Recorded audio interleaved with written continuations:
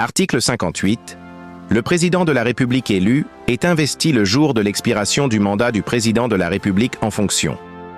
Lorsqu'en raison de l'extension des délais d'organisation des élections dues à la survenance d'un cas de décès, de démission ou d'empêchement définitif de candidats évoqués aux articles 50 à 53, aucun candidat n'est élu à la date d'expiration du mandat du président de la République en fonction. Celui-ci reste en fonction jusqu'à l'investiture du président de la République élu, dans un délai n'excédant pas 15 jours à compter de son élection.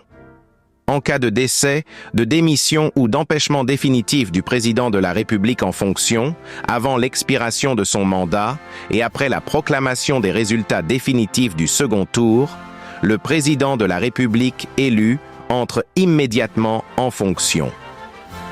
Article 59. Le président de la République est installé dans ses fonctions après avoir prêté serment devant la Cour constitutionnelle lors de la cérémonie d'investiture en ces termes. Moi, président de la République élu, je jure devant Dieu et devant le peuple de Guinée sur mon honneur de respecter et de faire respecter scrupuleusement la Constitution, les lois, les règlements et les décisions de justice, d'exercer loyalement et dignement les fonctions qui me sont conférées dans l'intérêt supérieur de la nation, de ne jamais recourir aux pouvoirs qui me sont dévolus à des fins personnelles, de préserver en tout lieu et en toutes circonstances la paix, la cohésion sociale et l'unité nationale,